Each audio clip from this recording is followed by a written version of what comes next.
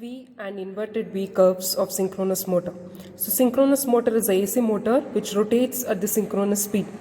Now here we are operating a given synchronous motor at constant load and variable excitation condition, and at each step where we vary the excitation, that is the supply to the field winding, the current drawn by the supply and the current drawn by the field both will be noted down at each step, and a graph of field current versus armature current will be plotted, and the nature of this graph resembles the English alphabet V, hence it is called as V curve. With the same readings, we will plot the graph of field current versus the power factor, which is resembling the inverted V alphabet. Similarly, with the same readings, we will plot the graph of field current versus the power factor, which is called as inverted V curve. Here is the circuit diagram to record the readings. So we require a three-phase AC supply, we require a DC supply of 220 volts, and we require an ammeter of AC type to measure the armature current. We require an voltmeter of AC type to measure the line voltage, and we require an ammeter of DC type in order to measure the field current. Here the DC supply is used for the excitation purpose of the field of synchronous motor. Wattmeters, similar wattmeters are used, that is W1 and W2. So the two wattmeters are of similar ratings, that is 0 to 10 amps, 0 to 600 volts, unity power factor wattmeters are used in order to measure the active power consumed by the synchronous motor.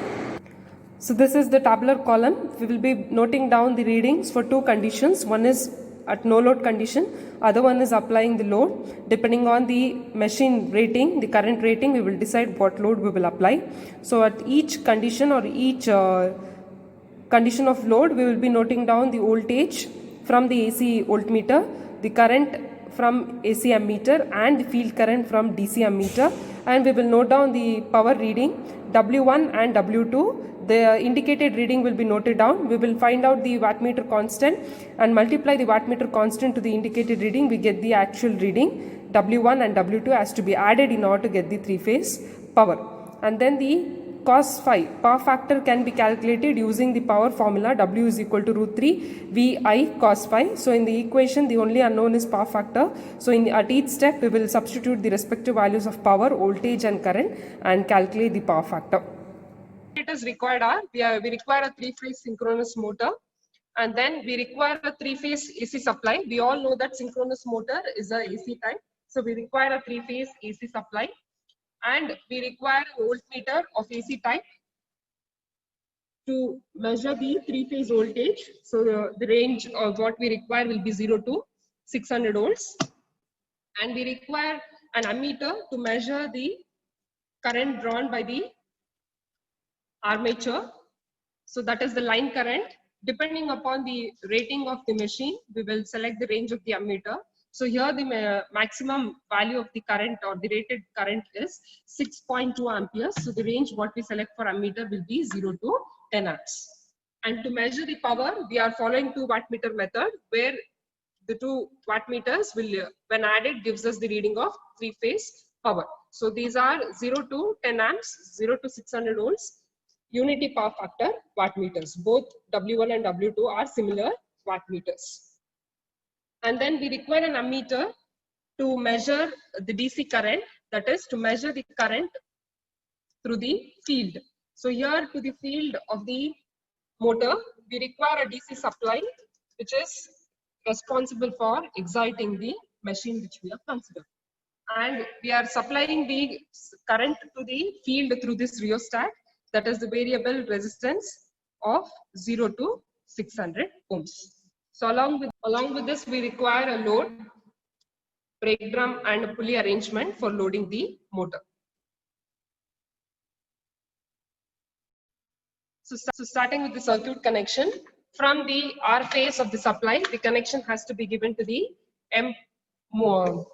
connection has to be given to ammeter. So the range of the ammeter what we have selected is 0 to 10. So one of the terminals I have given the connection from R phase. Then from this 10 ampere terminal of ammeter, the connection has to be given to M terminal of W1. So here you can see this is the M terminal of W1. So giving the connection to M terminal, And from the same terminal, one more connection has to be taken to the common terminal of the same wattmeter. That is M and C of the wattmeter has to be shorted. Then the L terminal has to be given to the motor R phase. So you can see that R terminal of the motor is here on the panel. So we will connect it to R phase from the L of W1. Starting with the next phase, that is Y. From Y phase, the connection has to be given to both V terminals of the wattmeter, W1 and W2. So the range what we select will be 600. So this is the V terminal of W2. So from the supply, the connection is given to V terminal of W2. And from the same point, I have taken one more connection and it will be given to the V terminal 600 volts of W1. And from the same terminal, the connection has to be taken to the Y phase terminal of the motor, which is there on the panel. So that has to be given to Y terminal here. So basically, the Y terminal from the supply voltage 600 volts from W1, W2, and Y terminal here of the motor will be one common point. The next connection is from B phase. So from B phase, the connection has to be given to M terminal of W2. And from the same terminal, one connection has to be taken for the common M and C being shorted. V connection is already completed. From L terminal of W2, the connection has to be taken to B terminal of the motor on the panel. Now this gives us the connection only with respect to armature. Whereas we have another part here that is field, to which a separate supply has to be given for the purpose of excitation. So there we will be using DC supply. So from positive of the DC supply, the connection has to be given to the rheostat. So this is a double element rheostat. We will be using these two terminals. So the connection has to be given to one terminal of the rheostat. From other end, the connection to be taken to F plus. So from another terminal of rheostat, the connection to be taken to positive terminal of field F plus here on the panel. And from F minus, the connection to be brought to the ammeter, DC ammeter, positive terminal. Here the common terminal is positive.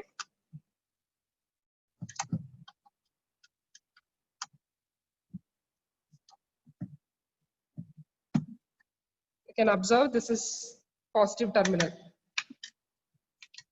And then the range what we use will be 0 to 2.5. So from the other negative terminal, the connection has to be taken back to the supply, that is negative of the DC supply. This is the connection with respect to the armature and the field of synchronous motor. At last, we have to connect the voltmeter. This voltmeter has to be connected in order to measure the supply voltage. So the range what we select in the voltmeter should be 0 to 600 volts, and that has to be connected across any two terminals of the supply. So this is the circuit diagram, keeping the load in zero position, and the rheostat 600 ohms has to be kept in cut-in position. So these are the connection terminals, and the sliding contact is in the opposite end. So here this rheostat is now in cut-in position. So keeping this rheostat in cut-in position and load in zero condition, the supply switch, both AC and DC, has to be turned on. First here, we will turn on the AC supply. Note this, we are using both AC and DC, and the first supply what we have to turn on will always be AC. So turn on the AC supply. Wait for 3 to 4 seconds.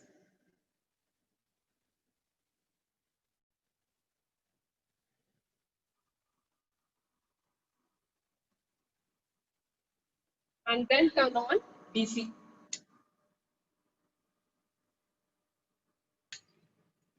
So once you turn on the supply, you check for the wattmeter readings. Make sure both are reading positive. If any one of the two wattmeters is indicating reading beyond zero, then interchange the M and L terminals and note down the reading with the negative sign.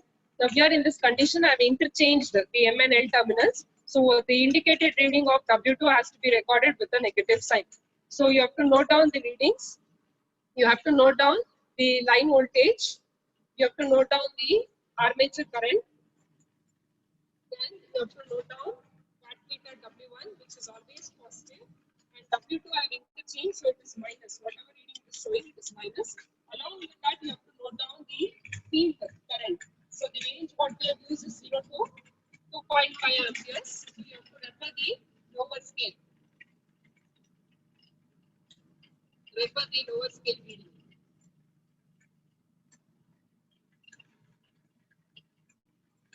Okay.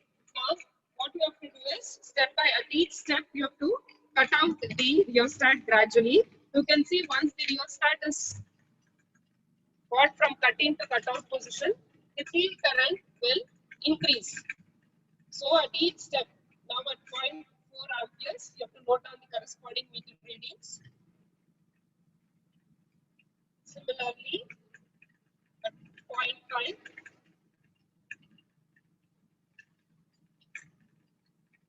10.6, 0.7,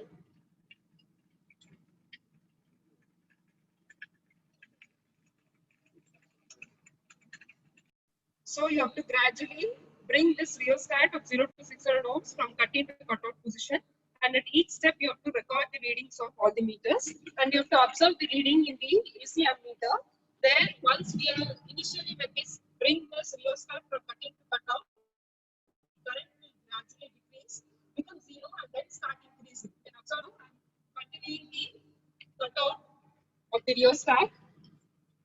And as you do this, the current increases. And if the current from the initial position will decrease, become 0, and then start from cutting to cut-out position, 2 amperes. So once the current starts to increase, when you are bringing this rheostat to cut-out position, the current should not exceed 6 amperes.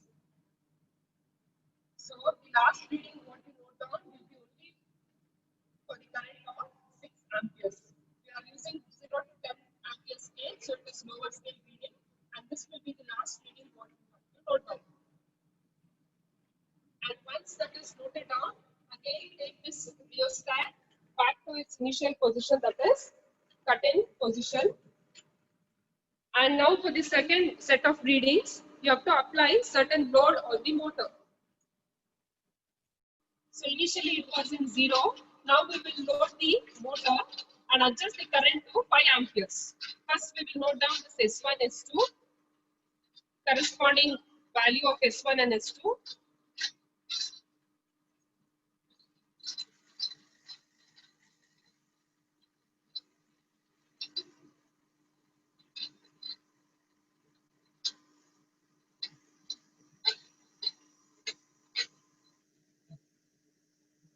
Now here S1 and S2 readings you need not note down, but S1 and S2 have to be adjusted to read the current of 5 amperes in AC ammeter. So under load condition, we have adjusted the synchronous motor to 5 amperes, and we have to repeat the entire procedure. That is, the rheostat of 0 to 600 ohms has to be brought from cut-in to cut-out position, and at each steps, the reading of all the 5 meters has to be noted down. So gradually, as you bring this from cut-in to cut-out, you can observe the reading in the ammeter, but from 5 amperes, the current is decreasing. AC ammeter, whereas the reading in the field ammeter will be increasing.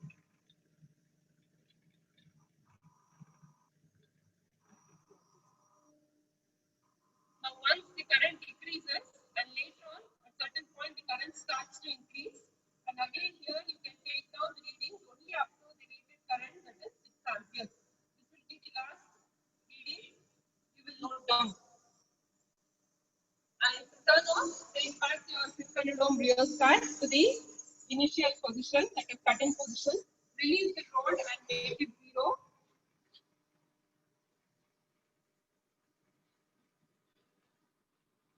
Release the load, make it 0. Switch off DC and AC.